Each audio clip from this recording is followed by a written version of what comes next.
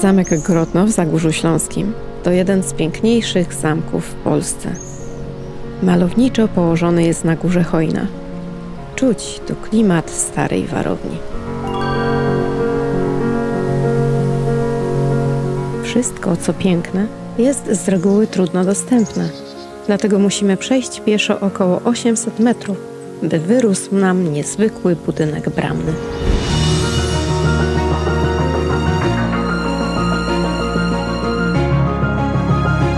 I już wiadomo, że będzie przepięknie.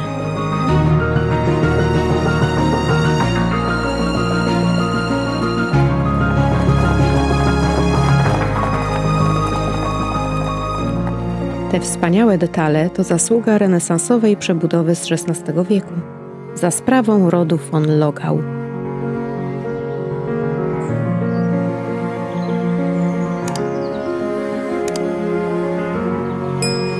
Na dziedziniec można wejść bezpłatnie i skorzystać na przykład z karczmy rycerskiej.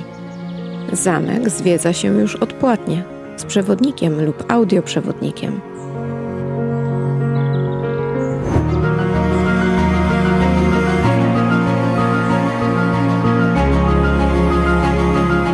Spacer wśród mrocznych murów trwa około 60 minut. Przewodnik zabrał nas do licznych komnat, na przykład do lochów, gdzie prócz narzędzi tortur pochylisz się też przed pająkami. To sieciarz jaskiniowy, czyli Metamenardi, jeden z najbardziej jadowitych pająków w Polsce. Ale nie musisz się bać o życie. Ukąszenie nie grozi śmiercią, a jedynie jest bolesne, porównywane do urządlenia szerszenia.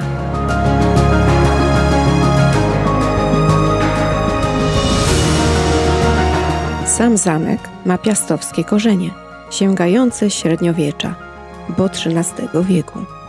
Przypisuje się go Bolkowi I, choć papierów na to nie znaleziono.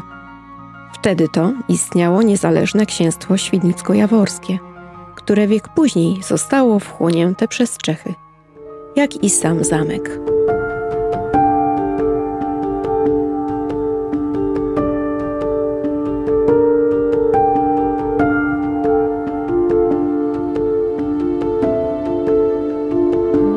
W Lochach nawiedziliśmy też kasztelankę Małgorzatę.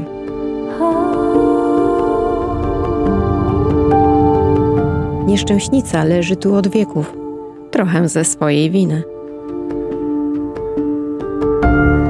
Ojciec chciał ją wydać za bogatego, choć starego barona. Jej serce należało jednak do ubogiego Giermka. Na nic zdały się prośby i błagania, więc przyszedł czas na cwany plan.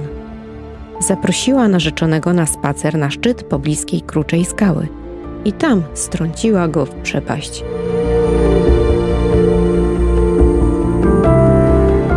Koniec problemów okazał się jednak dopiero początkiem.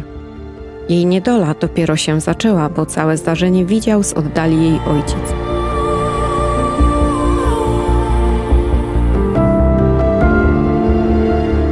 I rozgniewany brakiem posłuszeństwa i utraconej perspektywy bogactwa, zamurował ją żywcem w lochu.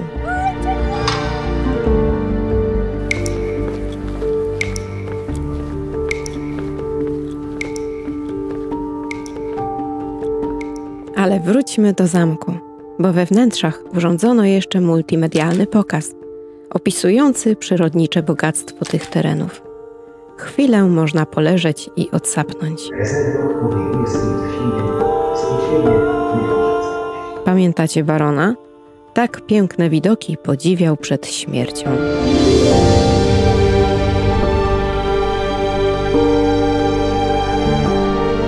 Zachwycać się nimi można z udostępnionej wieży, choć my wspomożemy się jeszcze dronem ziemowitym.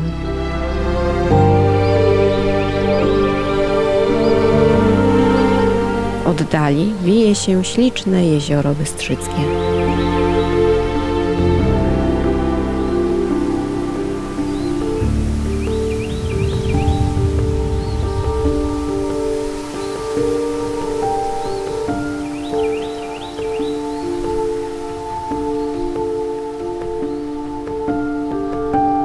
O mało co, a zamek Grodno nie dotrwałby do dzisiejszych czasów. W XIX wieku okoliczni chłopi nabyli go i to bynajmniej nie z powodu lokalnego patriotyzmu. Chcieli wykorzystać go jako tani budulec. Planom tym sprzeciwił się profesor Bushing z Wrocławia. Otrzymał on potem zamek w użytkowanie i odtąd zabezpieczał go przed zatraceniem. Dziś szczęśliwie każdy może podziwiać jego piękno. Teraz twoja kolej.